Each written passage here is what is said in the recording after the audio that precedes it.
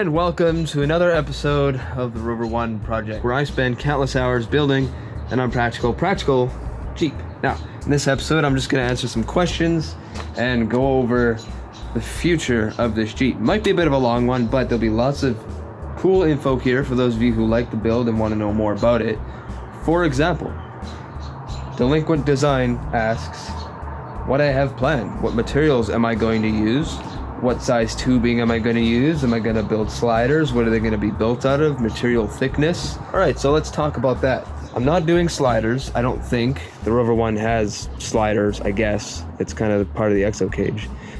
So if I decide to do the exo cage and use that as a slider, that section will be very strong DOM tubing, so that I can take the hits. But the rest will be just for show. The exo cage on the Rover 1 will not be built out of code wall thickness material. That'll just be way too heavy. The exo cage is mostly for show. I'll be stiffening up the original Jeep cage, right? I'll be stiffening that up, hopefully to code of some kind, so that in the event of a rollover, we'll be safe. But the exo cage is a very important part of the look of the Jeep. So I want to have it, but I don't want to build it out of 1/8 inch DOM tubing. That's just way too heavy.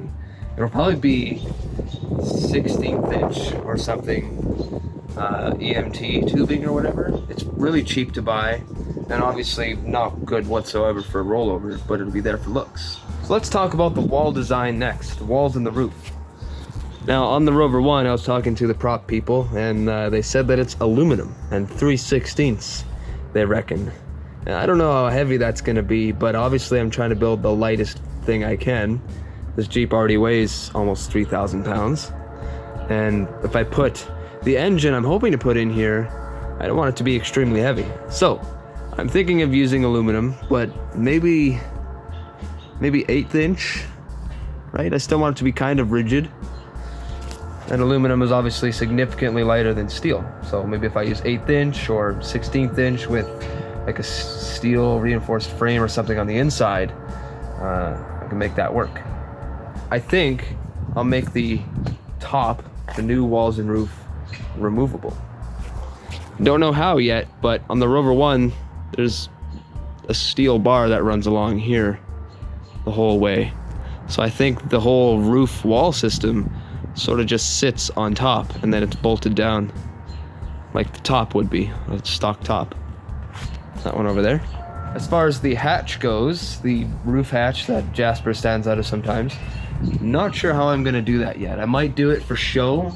It would be really cool to have an actual hatch in the roof, but I'm worried about rain and snow sitting in there. So I have to figure out how to make the rain and the snow go away when it's closed. Probably won't be too hard. Oh, and I also don't want the hatch to swing down and be in the way. If it's gonna open, I want it to slide back or slide forward. Let's talk about some other designs.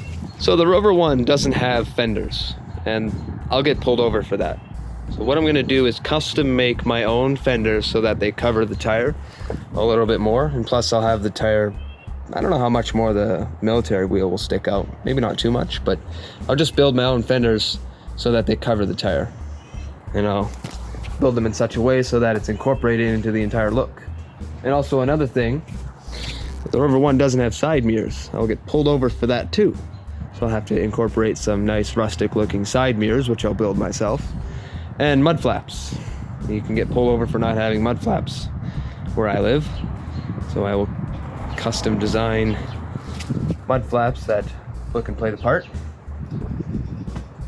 In terms of the aluminum diamond sheeting, I actually got this tip from one of you guys who I've talked to on the phone. His name is Zach, you know who you are. Okay, the aluminum diamond sheet. If I get it brand new, it's gonna be way too shiny for any of this build. This whole build is just rustic and gross. So how do I make the aluminum diamond sheet look the part? And Zach recommended that I actually drag it behind a truck or something in a farmer's field with rocks and stuff, so it gets damaged and scratched and wrecked and maybe a little bit bent here and there, and that's totally fine. I'm all for that. It's part of the look. And I was talking to the prop team, And I was asking them, how'd you get the dirty look? It seems to stay, right? And they said they used earth, so some dirt material and some crafting material and a torch, and they sort of burnt it, if that makes sense. So that's really cool. I'm looking forward to that. The back door, I think, will also be aluminum, maybe steel. I'm not sure. The back door is this door, but taller. And I'll probably custom make my own door, obviously. I don't want it to be too heavy, because opening and closing a big heavy door isn't great. Oh, and let's talk about sound deadening. Now, this Jeep is very loud as is. I would like to take out the seats and all that and put sound deadening material and put carpet in here. It'd be really cool to have carpet. I don't care if it gets a little dirty, that's fine. And also I'd like to put sound deadening material on the roof and on the sides and on the firewall, and that would really significantly quiet down the road noise and the tire noise, like specifically the tire noise. Having big 37s, that's loud going down the road. Oh, I didn't answer the tubing size. I think it's 1.5 inches, if I'm not mistaken. The XO cage, I think it's just 1.5 inch outer diameter tubing. And if not, that's probably what I'm gonna use. Maybe 1.25 inch. I'm not sure. I'll hold 2 sample pieces up and have a look. And while we're in the back here, these lights have got to go. In the Rover 1, they use just basic Princess Auto LED lights, and they use just one. They don't have backup lights, so I'll have to add backup lights, which is totally fine. Won't interfere with the look whatsoever. And on the sides, of course, the body is extended, and I'll talk about that in a minute, but on the side, the Rover 1 has what looks like Dana 44 something diff covers that have been welded and decorated to play the part. Now, the reason I think they have that is to hide the fuel tank cover, because on the Rover 1, it's not in the back here, it's on the side like on a TJ. So I'll also be moving this fuel filler location to the side, and then the aluminum diamond sheeting covers this area, so it'll cover that hole. Now you might ask, well, wait a minute, why don't you just get the back half of a TJ butted up to here and come out here, and then you'll already have the hole and everything for the fuel filler. And well, that's great and everything, but if you look on a TJ, these are not square. It's of a different design. So I want to maintain the squareness of the YJ fender wells and obviously continue it back, and I'll talk more about that in a minute. And that way we have bench seating. And while we're back here, these bars gotta go. So since the Rover 1 will be longer, I will continue this bar like a family bar over to here. And that way it won't be in the way when you're sitting. And who knows, I might put one in the middle for reinforcement. So, as I explained in a few of my other videos, the Rover 1 obviously has to get extended, right? And I don't know how much yet, I still have to figure that out. It could be 18 inches or 2 feet, who knows, but it's around there. Okay, so what happens is, the frame, which you can see my repairs, will get cut around here so that we can add new straight frame all the way back. That's what they did on the Rover 1. Seems like the easiest thing to do. So I'm gonna do that too. And then I'll probably add another cross member or a few to stiffen the thing up. And of course I'll move the fuel tank back because the axle has to come back as well. I don't know how much the axle is stretched. I feel like to make it easy, they probably used Jeep XJ springs because they're offset the hole, and then they just flipped it so that you get a longer spring and then the hole, and I think it moves it back like 6 inches. I'm not sure, I gotta figure that out, but yeah, once the axle comes back, it's gonna hit the fuel tank. So with the extended frame, move the fuel tank down, extend the fuel lines, maybe get new fuel lines, new brake lines, etc.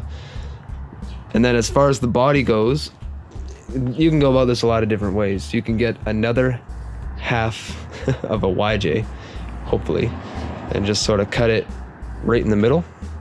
I'm not sure exactly how much that extends the body, but you can get another back half of a YJ and sort of just butt it up to this back half, and it'll extend it a little bit. The other way to go about it is to cut it somewhere here or whatever, and then just extend it, and then build new floor, right? Just out of steel. Figure out how much it needs to go, and then figure out the best, easiest, cheapest way to do that. Now I'm kind of blasting through these questions and missing points here and there, but if you have any questions, again, comments, or check out the Discord. So what's the future of this Jeep? Now, as you know, COVID-19 is a thing, but so is the Rover 1. I want to work on this thing so bad. I want to get it done, but Rome wasn't built in a day. This thing is going to take a few years. I'm sorry. I want this done right now. I want to drive it and go to car shows and stuff, but I'm 26. I could easily be in my 30s and still be working on this thing and not have it done. And to be honest, it's depressing, but it is what it is, right? You work with what you got, and I just have a canopy that's falling apart and a driveway that's barely big enough to fit the thing.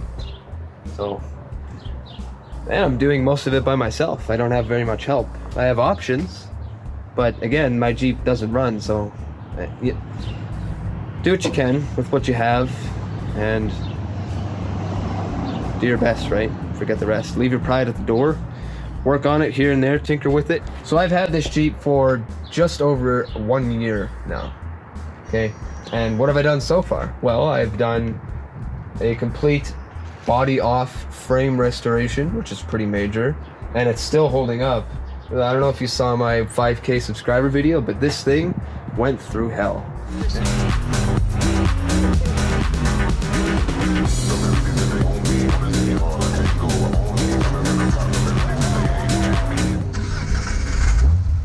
Still going, but it's making noise. I feel like you shouldn't be doing it. Listen to that tick.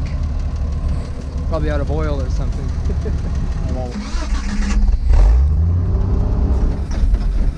And there's a lot of times where we weren't filming, where we were hitting bumps that flew us off the seat.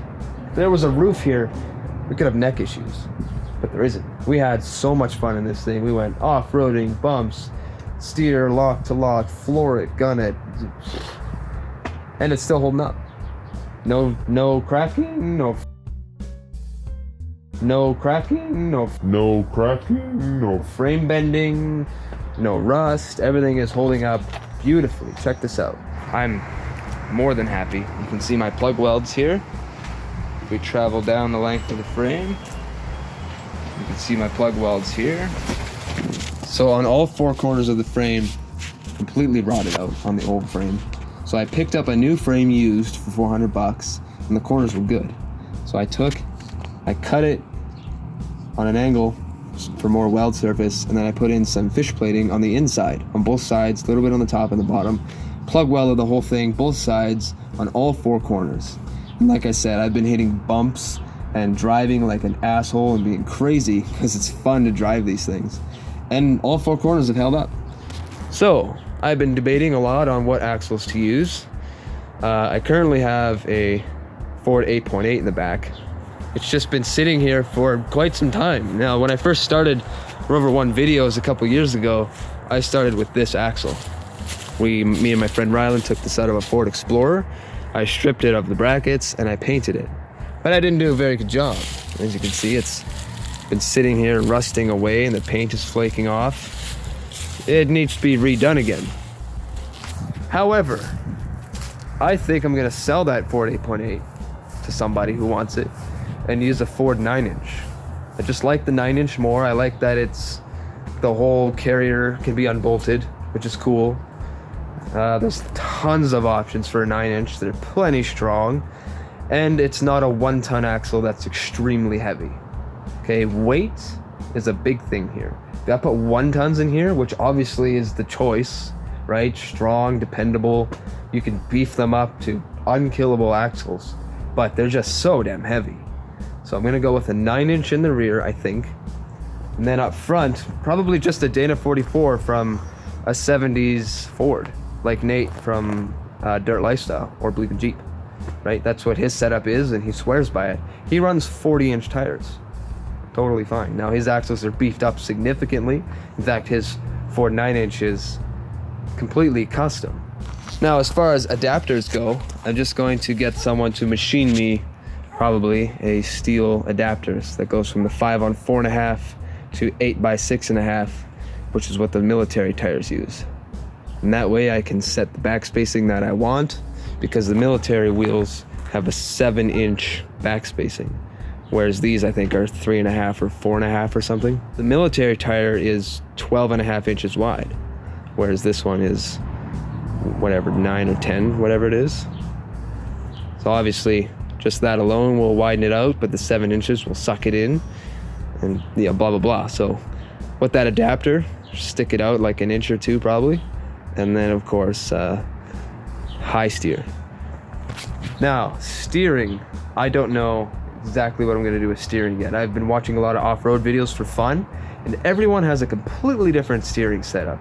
High steer, low steer, everything under the freaking sun. So when the time comes, we'll talk about steering. So I'm not a fan of extremely rough, retarded rides. This thing is bumpy and rough. It's lightweight, short wheelbase. The shocks are completely shot, so that explains why it's so rough. But can you imagine if I had a properly tuned suspension on coils 4-link? That would be far superior than just leaf springs, and safer. So I think I might do that. So I can do all my own welding and all my own fabrication, get my own joints and everything, build my own control arms and blah blah blah, etc. So it could be cheap. The only expensive issue here are the springs and shocks. Do I get just sort of regular coils and shocks? Do I get adjustable coils and shocks? Do I get ORI springs and shocks? I don't know. Sky's the limit. There are endless options. Endless options. I want this thing to be smooth, but I don't want it to cost me a fortune. So again, comments, concerns, solutions. I'm still a noob at this whole Jeep thing. Please leave them in the comments below or the Discord chat. We can discuss it, we can have some fun, and I can build this thing right the first time for cheap. Oh, let's talk about the transmission. So this thing is this thing is the BA105 Puget French piece of crap transmission. It's literally, I think, 6 or 8 inches thick. There's a 5-speed contained in an 8-inch housing. Crazy. So this thing has got to go. I'm not even going to sell it. Just get rid of it. Fuck, no one should be using these. These are for cars. And they decided to use them in Jeep until they went to the AX5 and the AX15. I think I'm probably just going to use an AX15 that should be plenty strong. I know how they work. I've used them before on my transmission swap on my ZJ.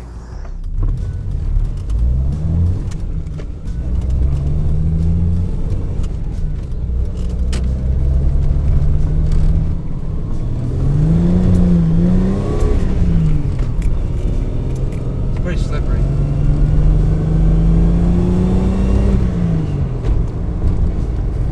But I could use an NV3500, 3550, 4500. Again, options are endless, but keep the weight down. As for the transfer case under there, I think I'll probably just use a stock one until it breaks, and then I might upgrade to an Atlas or maybe just another stock one, NP231, for example, basic transmission, or basic transfer case, right? And speaking of transfer cases, what about lockers? Definitely need lockers in the axles. Not sure what kind of lockers yet. Could be air lockers, could be electronic lockers, could be lunchbox lockers. There's an endless amount of lockers. I want something that's going to be reliable and not break on me. I understand that's going to cost money, but again, what do you recommend? Everything I'm saying, if you recommend something different, if I'm being dumb, comments. As for the gearing, I think 488s at least, probably 513, somewhere in that range. Gonna have big tires and a small diesel chugging this thing along. I know someone who has 513s on a TJ with, I think, 37s and lots of steel and big tires and bumpers and everything. He says that's kind of too much. He wishes he went with 488s, but I don't know, we'll see. What do you think? Now I'm just getting down to the nitty gritty in terms of brakes and braking and fuel tank. Probably use the stock fuel tank, but get a better one than the steel one. Or we get a plastic one or something. And then brakes, upgrade to a big brake kit. Make sure everything's nice and smooth. I don't know, I'm just wishing now. If I had $50,000, I'd build a garage and then put this in there. I don't have a lot, right? Do what you can. I'm thankful that I can even put the Jeep here. This is my parents' house. Oh, by the way, for shits and giggles, for any of you wondering, after watching this video for 500 years, check this out. I guess you can't see much, but what's missing? Track bar. I removed the track bar from this thing some time ago and totally forgot. This thing handles like a dream without the track bar. You don't even notice it. In fact, it might even be a slight bit smoother. Now the front track bar, that's a different story. You should leave that one on. But the rear one, junk it. Don't need the thing if you have leaf springs. Don't need it. I told you, we've been turning crazy and not jumping, but going fast, slowing down, hitting bumps. Totally fine. Totally fine. No issues, no twisting, nothing like that. That track bar just gets in the way. Want to know why? Because the leaf springs are designed to go up and down, right? Straight up, straight down, no curvature or anything. But the track bar comes in at an angle. This is why you get bumps to your front. Because when you hit a bump, the track bar goes like this. And that's forcing your axle to go one way, right? So imagine if you had just a track bar on there and no suspension. If you lift your Jeep up, your axle is going to start coming down to the one direction. I think to the passenger side. Same with the front. You got that track bar at a crazy angle like this. Let's say if you got a really big lift kit and you don't have high steer and whatnot, then every time you hit a bump, your axle is going to go this way, right? And that's bump steer. So leave the track bar on the front for safety, but the rear one, totally junk it. Don't even need it. So I'm just going on at this point, but in terms of engine mods, I hope you like this video, by the way. I know it's extremely long, but in terms of engine mods, if I were to do the TDI, I think the only mod I have to do really is bigger injectors and a tune. Obviously I can go much more than that. I can get really big injectors and a bigger turbo, dual turbo setup, stage 5 custom, super custom tune, electronics, blah blah blah blah blah. But I think I'm gonna keep it simple and just get bigger injectors and a tune. And that should bring it up to the same power, if not a little bit more, than the stock 4-liter. And like I said, I'm gonna have that power much sooner. I'm gonna have more miles per gallon. So win win win win win. And it's fairly cheap too.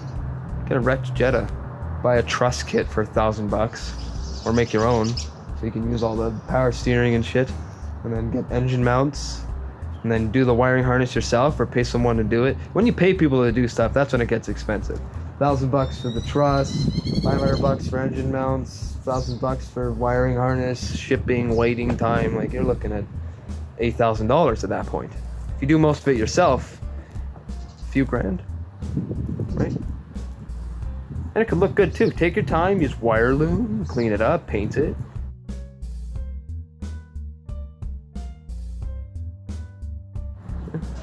Yo, you know what? I forgot about the zombie bars, actually. How can I forget about those? Major part of the look. Front windshield, obviously totally against code, street legality rules. I can't drive around with that on. I'll get pulled over immediately. I'm gonna build it, right? And maybe I might drive around with it here and there, but I'm gonna build it and leave it off for the most part. If I go to car shows and stuff, definitely have it on. That one could probably be made out of aluminum, but the one on the doors might also be aluminum too. I don't know yet, but that's just, I don't know, some steel sticks or aluminum sticks welded or screwed to the door. I mean, it's pretty simple, and I think I can drive around with these in my city without an issue with street legality. What am I missing? Oh, as far as the bumpers go on the Rover 1, I think it's just a Smitty built bumper, to be honest, and I can get any winch I want, so that's easy. And the rear bumper is also Smitty built, if I'm not mistaken, just a generic bumper. And of course the hitch is probably custom made. I can do that, no problem. In terms of exterior lights, I'm not going to use any crazy light bars or anything. I'll probably use basic halogens just to maintain the look, or get LED light bulbs that look like halogens. The only problem with LEDs is that they don't shine very far. They're so freaking bright that they illuminate everything in front of you. And then it throws you off. You can't see as far. With the halogen spotlight, it's not extremely bright 2 feet in front of you. You can see all the way down.